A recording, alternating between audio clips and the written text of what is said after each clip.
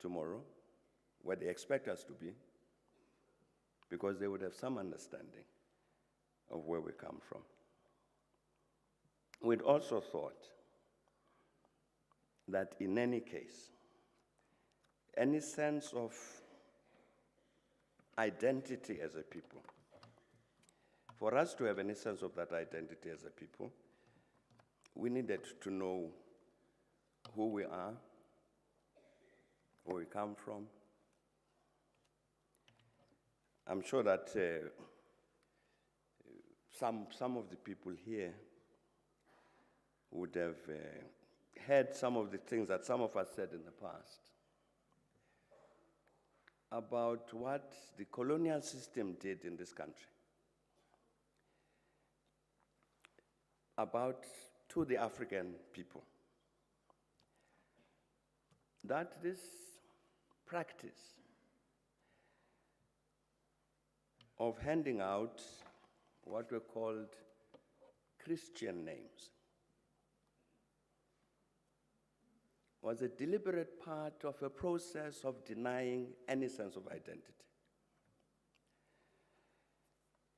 So instead of becoming Togo, you became Jane.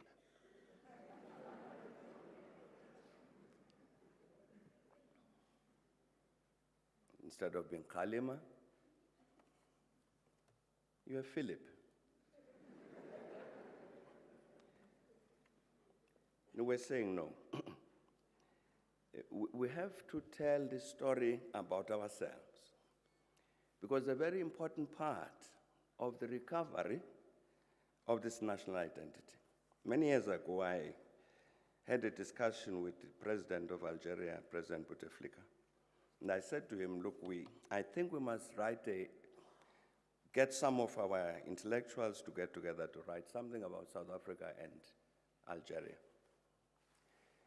And I was saying to him that, you see, I'm saying this because Algeria and South Africa had the largest numbers of European settlers.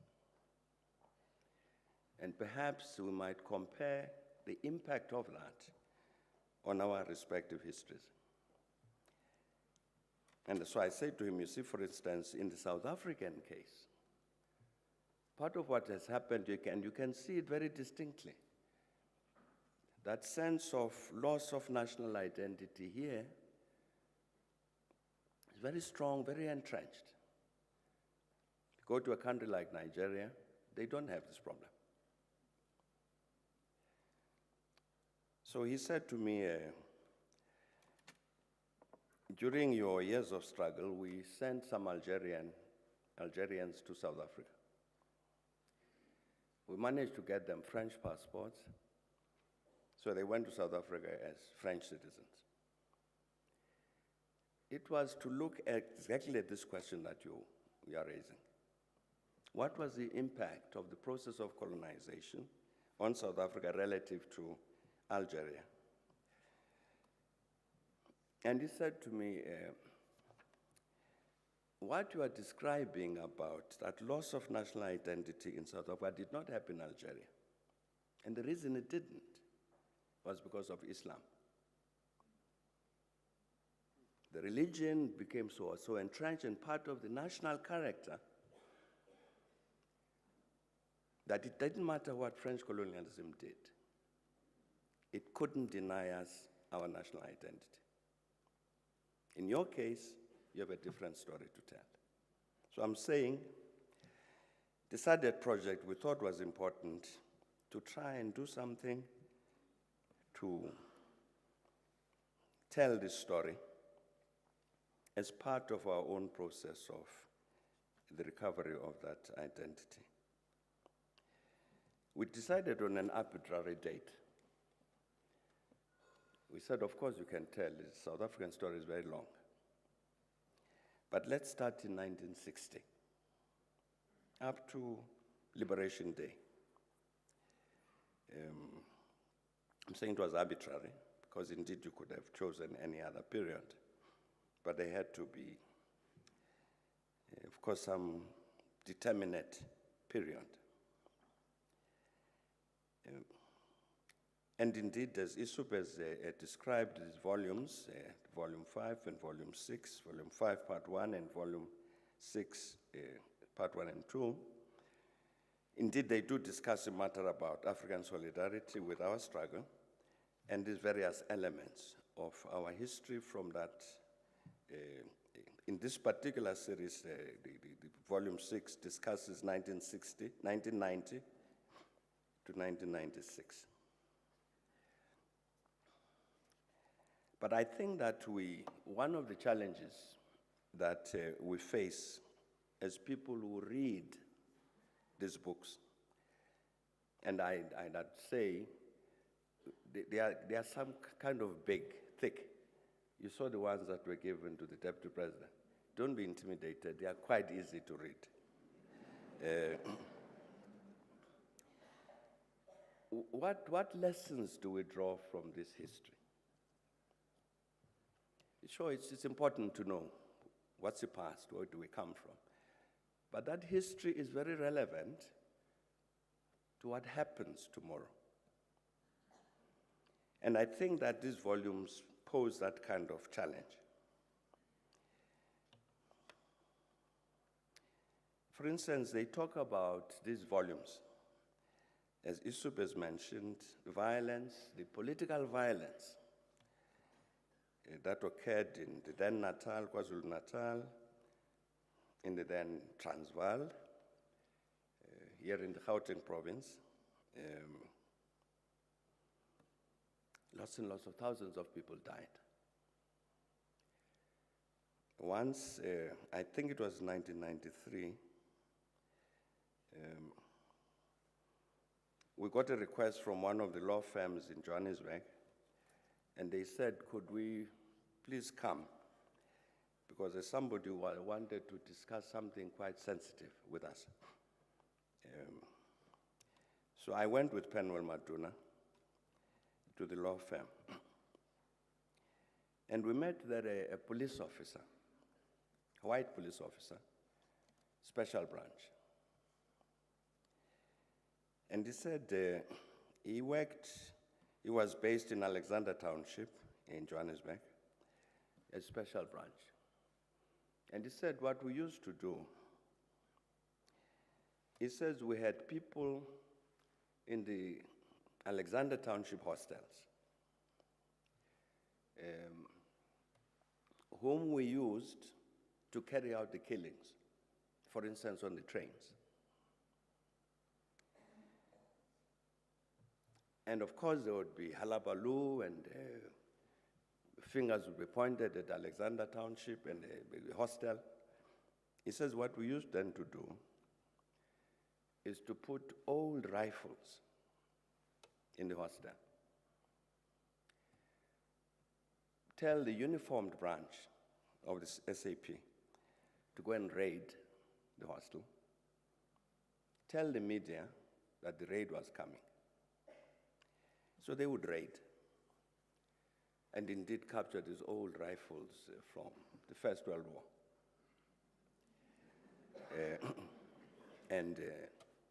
This is success. The South African police are acting against this violence. But of course, the following day, we take them out again, our group, give them real modern weapons, and they go killing. And then he says, he comes originally from Durban. So he asked for a transfer to go back to Durban. And indeed, it was granted. Then the special branch ran what is called a false flag operation. They wanted to do something which they would blame on the PAC, on APLA. So they did something. The unfortunate thing is that people died. It had nothing to do with PAC. PAC was not anywhere near it. People died. So he says then the senior officers called him and explained this to him to say, look, this is what we did. But the thing went wrong. People have died. Now this must be an investigation. So we want you to admit, to make a statement that you were responsible for this. And sign the statement, but you know us, we are the special branch.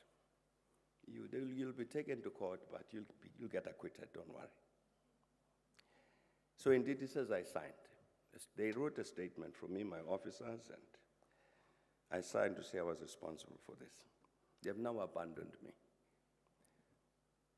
They are now saying, this is the man who did this terrible thing. So I thought I must come and talk to the ANC to say, what do I do? So we said to him, okay, TRC is coming, go and tell that story to the TRC. I don't know whether I did. But really, the reason I'm telling this story is to say, what happened to those people in the Alexander Township hostels who used to be hired, given guns, to go and kill? Where are they? Have they become reformed individuals? Or they continue to be in the service of other people?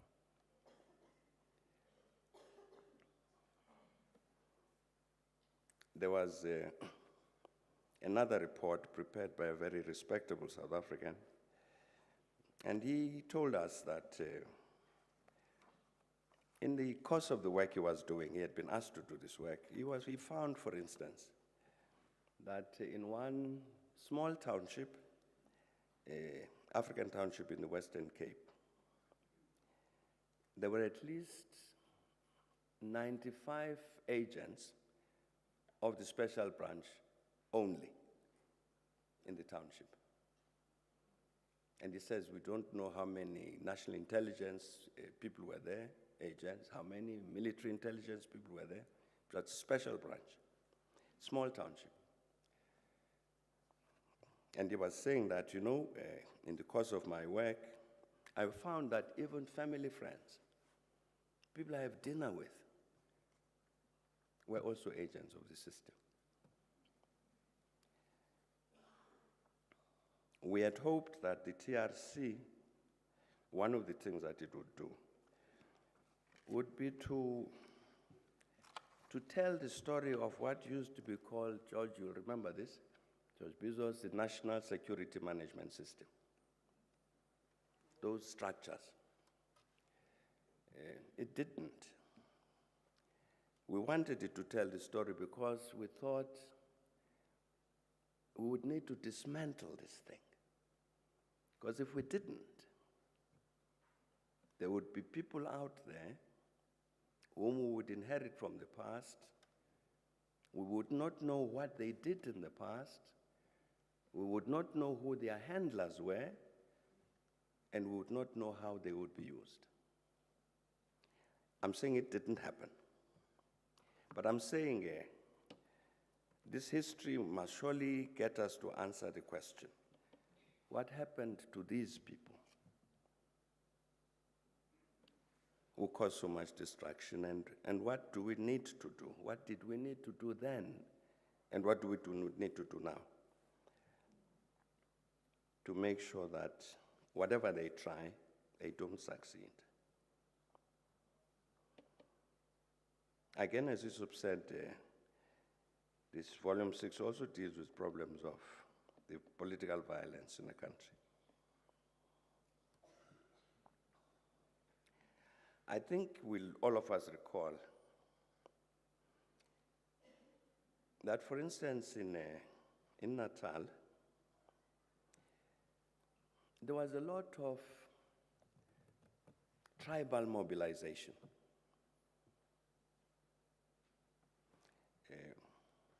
The IFP presented itself as a Zulu ethnic movement. And some of the violence there related to that, not all. The volumes also talk about issues that have got to do with political transformation in the Bantustans.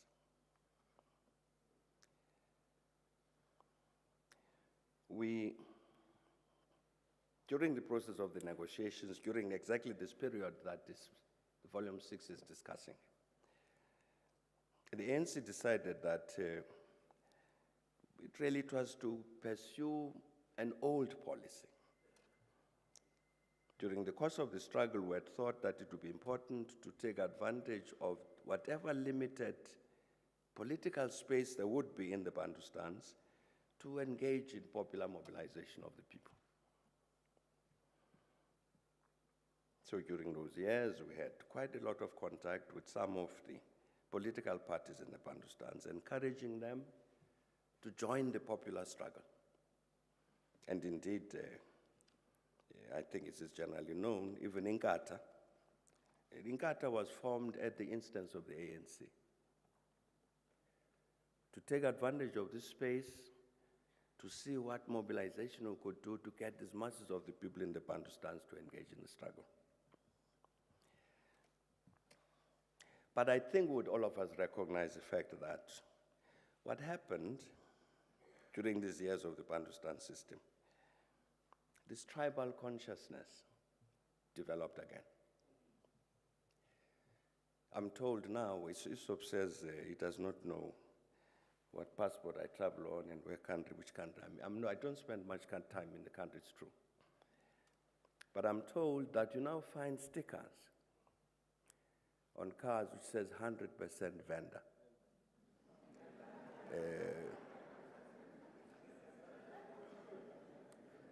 And there are other stickers of, 110% Tswana. So you say about what is happening.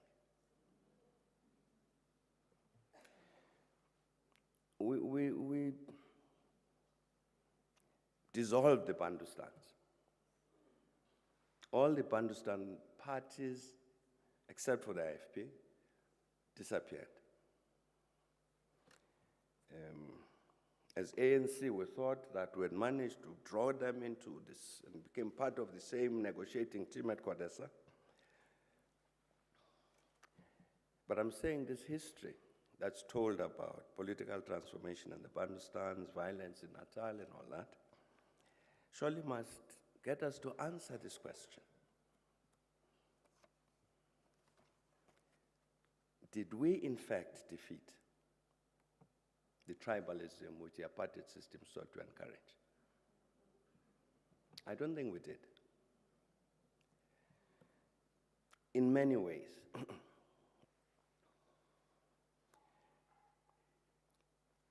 ISOP said that this SADET was one of the first presidential lead projects. That's correct. There were other presidential lead projects. I remember one when we decided to build a new port at Ngqura in the Eastern Cape, what they call Kucha. That was a presidential lead project. Finance, Treasury gave all the money, was available, and so on, and the various procedures agreed about how to disburse this money. Then at some point, we get some very urgent calls from the managing director of the project to say work has come to a standstill because Treasury has not given the money, which came via the government of the Eastern Cape. So we check on this, and what we find is that, in fact, Treasury had sent the money to the Eastern Cape government. And then there were two officials in the government who were to sign document transferring the money to the project. Now, and these two officials sit in one passage in an office building, one passage, one this door, the other one that door, with some doors in between. What had happened was that the messenger was off sick. So one official had signed the necessary papers. Now the practice, I'm told, is that then the messenger will come, collect these papers from this official walk 2 doors down and get this other official to sign. As a result of which, then the money would be transferred to the project. The messenger was off sick. So there was nobody to move this paper. And that is what caused the delay. Now, I'm raising this because you are talking about an administration in the Eastern Cape which had to absorb civil servants from the Ciskei Bantustan and civil servants from the Transkei Bantustan. And they came into the public service with habits that were born of that system. Have we defeated this heritage? I'm saying this history that is told in this volume it forces us to have to ask these questions in order to be able to say, therefore, what do we do? Again, Yusuf mentioned the matter of the National Party and the changing of minds. Have the minds changed?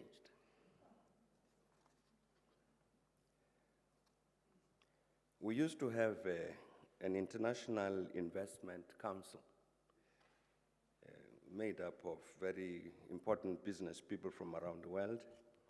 And we thought it was important to have this institution so that they could advise the government in terms of economic policy, particularly as it would impact on these major investors around the world. One of the matters they constantly raised was something which they said they couldn't understand, which was that the South African companies kept disproportionately large amounts of cash. And they said it's not normal. They're not investing this money. They're keeping it as cash. Why? So we said, well, we don't know why. Their own guess was that big corporate South Africa, maybe minus MTN and Nedbank,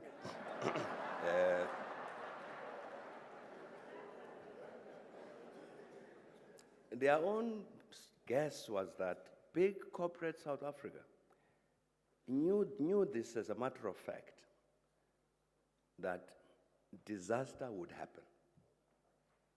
That this story about this transition to democracy in South Africa is too good to be true. There is disaster coming down the road.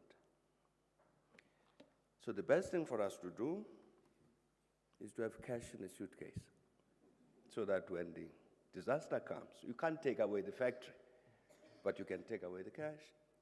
That was their guess. Whether they were right or wrong, I don't know. But these were big international business people, but that was their view. But I'm saying we have a chapter that discusses national party and the changing of the mind. And we talk about national unity, national cohesion, shared patriotism. Are we there? Have the minds changed? I think we must ask these questions. We must ask questions about women's emancipation. Again, it did say quite correctly, there's a chapter on this issue. Where are we with regard to this important matter of women's emancipation? Indeed, how far are we? How far have we advanced with regard to this struggle reflected in these books? Struggle which involved many people, not just ANC and so on, but everybody, for the eradication of the legacy of colonialism and apartheid. Where are we? I think we need to answer these questions and look at them critically, and I think this history that's told here will at least say, when everybody engaged in this struggle to bring about change, it was to achieve these objectives. And having said that, must then answer the question, what progress have we made? What obstacles have we experienced? What do we do? MTN Nedbank, thanks. And the lottery also and others who have contributed, and I want to join again everybody to say thanks to the contributors to these volumes, as well as the board and the staff of SADET. ISOP might speak about this as we close, about the future. One of the matters which the board has correctly decided is that we need to produce a more popular versions of this book, particularly to be available in the schools. So that will be done.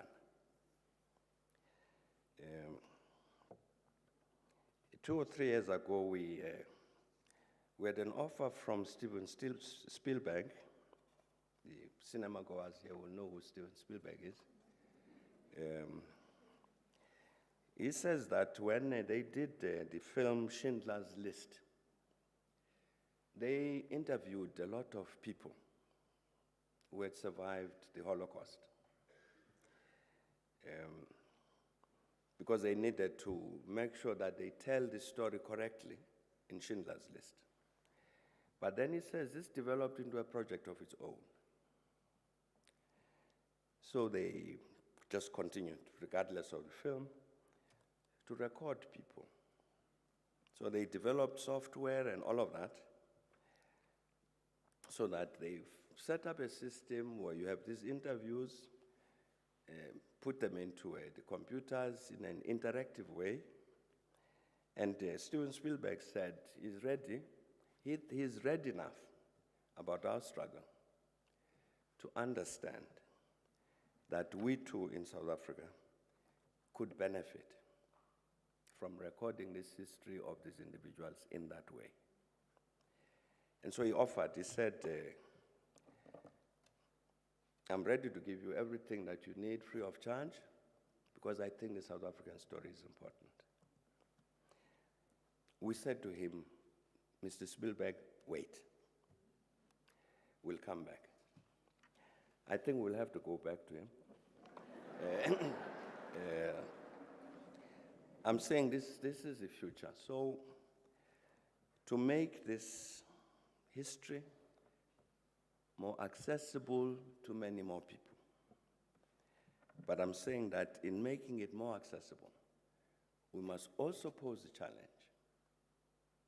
Having read all this and understood all this, what then? Thanks, Yusuf.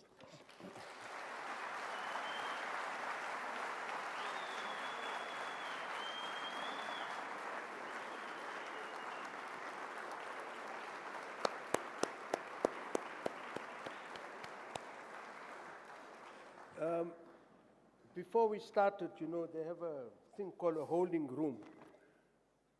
And so President Thabo said to me, but Yusuf, what is a keynote address? I said, I really don't know. And now in the course of my life and working with him, I've learned a great deal. Tonight, I've learned something else. Now I know what a keynote address is.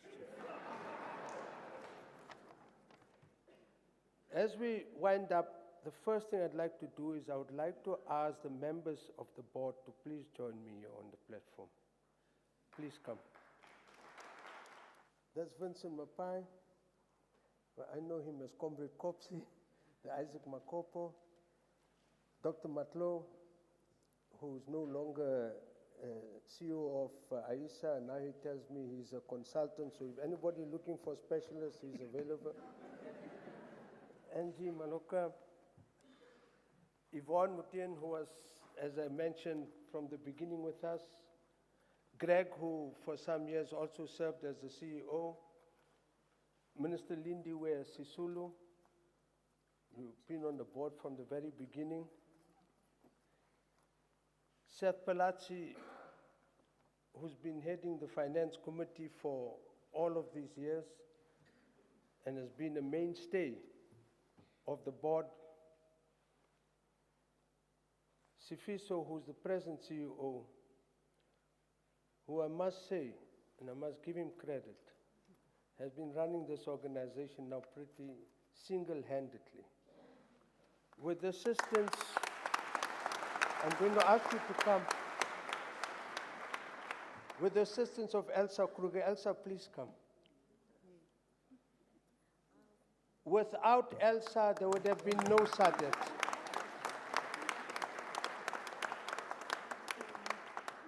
And Lindy, when they want to employ too many civil servants, take Elsa. Single-handedly, she was running our office for nearly 13 years.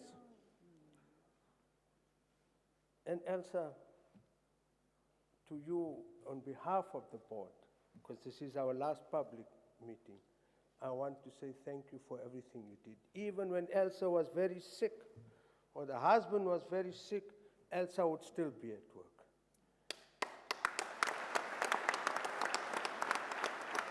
Elsa, thank you very, very much. There are two things left that we have to do. I'm going to do that in the end.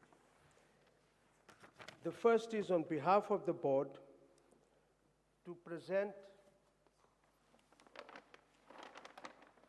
these volumes to Comrade Thabo Mbeki. Chief, they're very heavy, I know, so we managed to carry them.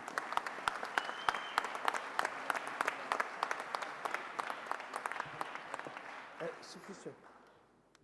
And now I'd like to ask a representative from each of the families of our board members who had left us, because on behalf of the board, we'd like to present these copies at this event to the families of the board members who are no longer with us.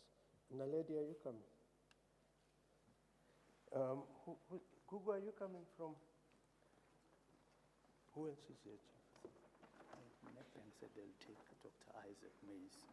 Who will take? Nedbank rep will take Here. Ivan Mays. Then what about the family of Masondo? Who's here from Masondo's family? Is there anybody here from General Masondo's family? Yeah. I didn't respond. Oh, they didn't respond. Sorry, so we'll get it to them.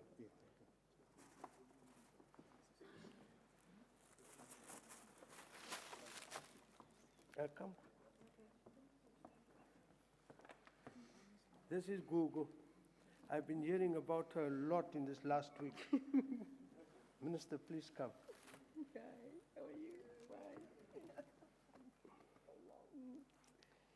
Minister, on behalf of the board, this is in recognition of the great contribution by Uncle Joe Matthews. For those of you who don't know, Naledi happens to be the daughter of Uncle Joe.